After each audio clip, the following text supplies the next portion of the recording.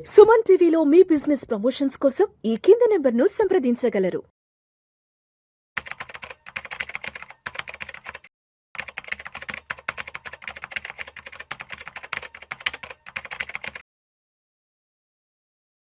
నమస్తే అండి. Welcome to Suman TV. నేను వెలిజగదర్. ప్రీ ఐపీఓస్ ఇప్పుడు కొత్తగా వచ్చిందండి బాస్కెట్ ఆఫ్ ప్రీ ఐపీఓస్ అని. అంటే ఒక బాస్కెట్‌లో ఒక 5, 6 ప్రీ ఐపీఓస్ పెట్టేస్తారు వాళ్ళు ప్రీ ఐపీఓస్. చాలామంది మనం కాల్ చేసి అడుగుతుంటారు. సార్ ఒక మంచి ప్రీ ఐపీఓ పెట్టండి. ఒక మంచి అన్‌లిస్టెడ్ స్టాక్ చెప్పండి. అన్‌లిస్టెడ్ స్టాక్స్‌లో మనం గనక ఇన్వెస్ట్‌మెంట్ చేస్తే మనకి రాబోయే రోజుల్లో అది గనక లిస్ట్ అయిన తర్వాత అమోఘమైన రిటర్న్స్ వస్తాయి అంటారు. కానీ మేము చెప్పేది ఏంటంటే ఒక 2 డ్రాబ్యాక్స్ అయితే ఉన్నాయండి.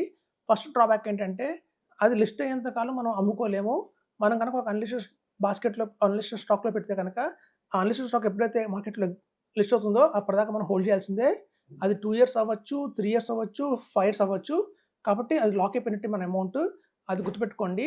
నెక్స్ట్ వచ్చే ఆప్షన్ ఏంటంటే ఒకవేళ మనం అన్‌లిస్టెడ్ స్టాక్స్‌లో కొంటున్నప్పుడు అది ఎప్పుడైతే మార్కెట్‌లో లిస్ట్ అయిన తర్వాత కూడా ఒక 6 మంత్స్ దాకా మనకి పర్మిషన్ ఉండదు ఆ స్టాక్‌ని మనం అమ్మడానికి.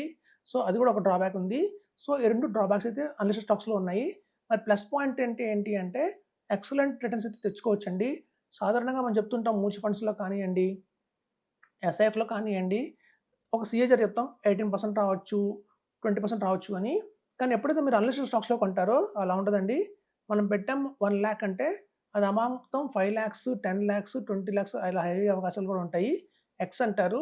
సో, అదొక రిటర్న్స్ వారీగా చూస్తే కనుక ప్రీ ఐపీఓలో కొనుక్కున్న వాళ్ళందరూ కూడా బాగా రాణిస్తారండి. బాగా ఎక్సలెంట్ అయితే రిజల్ట్స్ క్రియేట్ చేసుకోవచ్చు. సో, కాబట్టి మనం ఉన్న అమౌంట్‌లో మొత్తం ఇన్వెస్ట్‌మెంట్ చేయకూడదు ప్రీ ఐపీఓస్‌లో.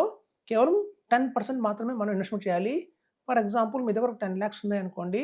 10,00,000లో మీరు 1,00,000 మాత్రమే అన్‌లిస్టెడ్ స్టాక్స్‌లో పెట్టొచ్చు. 10% ఎందుకంటే ఒకవేళ ఈ 10% మనం హోల్డ్ చేయగలగచ్చు. అంటే ఒక 3 ఇయర్స్ నాకు ఈ 1,00,000 రాకపోయినా పర్వాలేదు. 5 ఇయర్స్ రాకపోయినా పర్వాలేదు అనుకున్న అమౌంట్ ఏదైతే ఉంటుందో అది మాత్రమే పెట్టండి. కొంతమంది బాగా ఇన్వెస్ట్‌మెంట్ చేస్తారు. కొంతమంది 50,00,000, 1,00,00,000 కూడా ఇన్వెస్ట్‌మెంట్ చేస్తారు. అట్లాంటి వాళ్ళు ఒక 3, 4 లాక్స్ దాకా కూడా ప్రీ ఐపీఓస్‌లో పెట్టుకోవచ్చు.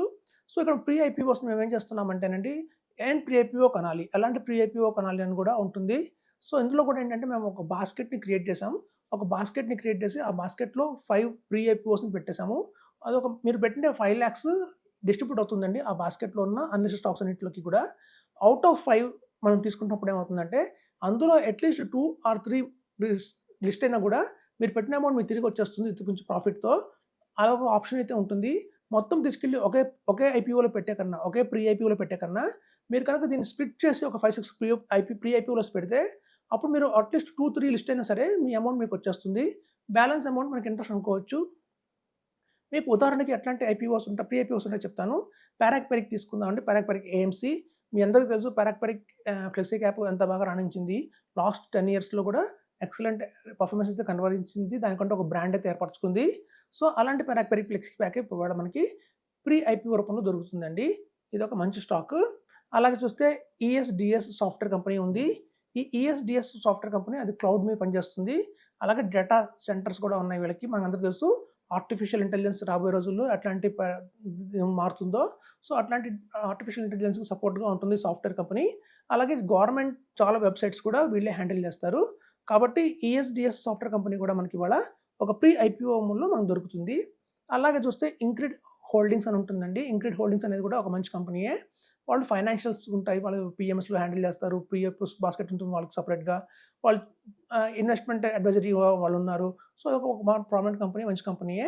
తర్వాత ఆర్బిస్ ఫైనాన్షియల్స్ అని ఉంది. ఈ ఆర్బిస్ ఫైనాన్షియల్స్ అనేది ఒక కస్టోడియన్ లాగా పనిచేస్తుంది. ఇవాళ చాలా నాన్ బ్యాంకింగ్ ఫైనాన్షియల్ కంపెనీస్ వీళ్ళని కస్టోడియన్‌గా పెట్టుకుంటున్నాయండి. ఇది ఒక మంచి కంపెనీయే. అలా చూస్తే మీకు ఓయో రూమ్స్ ఉన్నాయి. ఓయో రూమ్స్ కూడా మనకు రాబోయే రోజుల్లో ఐపీఓకి రాబోతుంది. ఇప్పుడు ప్రీ ఐపీఓలో మనకి అందుబాటులో ఉంది. అలాగే good luck defence and aeronautic spaces అంటారు. ఇది కూడా ఒక డిఫెన్స్ సెక్టర్‌కి సంబంధించిన స్టాక్ ఇది. ఇక్కడ చూస్తే మనం కొన్ని ఫైనాన్స్ సంబంధించిన స్టాక్స్, కొన్ని సాఫ్ట్‌వేర్‌కి సంబంధించిన స్టాక్స్, కొన్ని డిఫెన్స్‌కి సంబంధించిన స్టాక్స్, కొన్ని ఏఎంసీ, పరాగ్ పెరిగ్ లాంటి ఏఎంసీ ఇట్లా మనం తీసుకున్న ఈ 5 ప్రీ ఐపీఓలు కూడా డిఫరెంట్ సెగ్మెంట్స్ తీసుకున్నామండి. సో, దాంతో ఏంటంటే మీకు అన్ని సెక్టర్స్‌లోనూ పార్టిసిపేట్ చేసినట్టు ఉంటుంది. సో, మీకు కనుక ఒక 5,00,000 ఉంది నాకు, ఈ 5,00,000 నేను ఒక నెక్స్ట్ 10 ఇయర్స్, 7 ఇయర్స్ నేను పట్టించుకోను దీన్ని అంటే మాత్రం అట్లాంటి అమౌంట్ మాత్రం ఇందులో పెట్టండి. ఇందులో పెట్టారు అంటే అమౌంట్ లాక్ అయిపోయినట్టే. ఇది ఒక క్లోజ్ ఎండెడ్ స్కీమ్ అనుకోవచ్చు మీరు. సో, కాబట్టి ఓపెన్ ఎండెడ్ కాదు. మళ్ళీ ఎప్పుడు కావాలంటే అప్పుడు తీసుకున్నట్టుగైతే రాదు ఇందులో. అదొక బాగా గుర్తుంచుకోండి ఇన్వెస్ట్‌మెంట్ చేసే ముందు. సో, మనకున్న అమౌంట్‌లో, మనకున్న కార్పస్‌లో ఒక 10%, 5% మీ రిస్క్ మేరకు, మీ కెపాసిటీ మేరకు మీరు ఇందులో ఇన్వెస్ట్‌మెంట్ చేసుకోండి. మినిమమ్ 1,00,000 నుంచి కూడా మనం ఇందులో ఇన్వెస్ట్‌మెంట్ చేయొచ్చు. 1,00,000 నుంచి మీరు మినిమమ్‌గా ఎంతైనా 2,00,000, 3,00,000, 4,00,000, 5,00,000 మీ క్యాపబుల్ బట్టి మీరు ఇన్వెస్ట్‌మెంట్ చేసుకోండి. ఇదొక ప్రీ ఐపీఓ బాస్కెట్ అంటాం దీన్ని. సో, ఇందులో ఇన్వెస్ట్‌మెంట్ చేయడం వల్ల మీకు కలిగే లాభాలేంటంటే, మీకు రాబోయే రోజుల్లో ఒక మంచి రిటర్న్స్ వచ్చే అవకాశం అయితే ఉంది. ప్లస్ ఈ ప్రీ ఐపీఓలో తీసుకున్న 6 కంపెనీస్ కూడా డిఫరెంట్ సెక్టర్స్‌కి సంబంధించింది. సో, డైవర్సిఫికేషన్ అయితే అయిపోయింది. సో, ఇందులో మనం తీసుకుంటున్న ఈ 6 స్టాక్స్‌లో కూడా అట్‌లీస్ట్ 2 ఆర్ 3 స్టాక్స్ కనుక మార్కెట్‌లో లిస్ట్ అయినా కూడా 2 ఆర్ 3 ఇయర్స్‌లో మనం పెట్టిన ప్రిన్సిపల్ అయితే మనకు తిరిగి వచ్చేసే అవకాశం అయితే ఉంది. సో, ఇదండి. ఇవన్నీ కూడా పరిగణనలో తీసుకోండి. ఇప్పుడు మమ్మల్ని చాలామంది క్వెషన్ అడుగుతారు. ఏ ప్రీఐపీఓ కొనుక్కోవాలి, ఏ ప్రీఐపీఓ కొనుక్కోవాలని. సో, ఇట్లాంటి వాళ్ళన్నిటికి కూడా సొల్యూషన్‌గా మేము తీసుకున్నదే ఈ బాస్కెట్ ఆఫ్ ప్రీఐపీఓస్. సో, దీనికి టాక్సేషన్ ఎలా ఉంటుంది అంటున్నారండి. చూడండి, దీనికి టాక్సేషన్ వచ్చి మనకి ఎలాగో స్టాక్స్‌లోనే ఉంటుంది కాబట్టి ఇది కూడా మనకి లిస్ట్ అయిన తర్వాత 6 మంత్స్ దాకా మీద మనకి అమ్మడానికైతే ఉండదు. సో, ఫస్ట్ మనం స్టాక్ లిస్ట్ అయిన తర్వాత 6 మంత్స్ మనం అమ్మడం లేదు. తర్వాత కనుక మనం అమ్ముకుంటాం కాబట్టి ఎలాగో long term capital gain talks కిందకి దీన్ని కూడా పరిగణించుకోవచ్చు.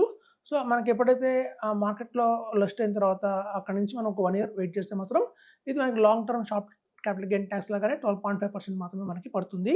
సో, కొంతమందికి అపోహ ఉంది. ఇదేమో మన టాక్స్ ల్యాబ్‌లో పడుతుందా బిజినెస్ ఇన్‌కమ్ లాగా అనుకుంటారు కానండి. అలా ఏం లేదండి ఇది.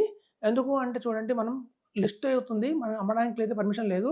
మనం ఎప్పుడైతే మార్కెట్‌లో కొనుక్కున్న ముందు కనుక మనం దాన్ని అమ్మట్లేదు. అంటే ప్రీ ఐపీఓలో కొనుక్కున్నది మళ్ళీ ప్రీ ఐపీఓకే అమ్మట్లేదు మనం. ఆ సెకండరీ మార్కెట్‌లో మీరు అమ్ముకునే అవకాశం కూడా ఉంది. కొనుక్కునే బయర్స్ కనుక దొరికితే ఇవాళ చాలా మనకి అన్‌లిస్టెడ్ స్టాక్స్ వెబ్‌సైట్స్ చాలా అవైలబిలిటీలో మార్కెట్‌లో ఉన్నాయి. వాటిలో మీరు సెకండరీ మార్కెట్‌లో మీరు అమ్మేసుకోవచ్చు. వీటికి కంపల్సరీగా కావాల్సిన డీమ్యాట్ అకౌంట్ అయితే ఇవ్వాల్సి ఉంటుందండి. CML copy. సో, మనకి ఆ షేర్స్ అన్నీ కూడా మీ డీమ్యాట్ అకౌంట్‌లోకి వచ్చేస్తాయి. మనం కనుక 10,00,000 కానియండి, 1,00,000 కానియండి, 5,00,000 కానీ ఇన్వెస్ట్‌మెంట్ చేస్తే ఈ బాస్కెట్ ఆఫ్ స్టాక్స్‌లో మీరిచ్చే డీమ్యాట్ అకౌంట్ మనకు కావాల్సిన కేవైసీ ఎలాంటివంటే పాన్, ఆధార్, మీ బ్యాంక్ అకౌంట్, అలాగే సీఎంఎల్ కాపీ. అంటే క్లయింట్ మాస్టర్ లిస్ట్ అని ఒకటి ఉంటుందండి ప్రతి ఒక్క డీమ్యాట్ అకౌంట్‌కి. అందులో మీ టీపీఐడీ అన్నీ ఉంటాయి. ఇన్ఫర్మేషన్ ఉంటుంది. సో, ఆ సీఎంఎల్ కాపీ కంపల్సరీ కావాలి.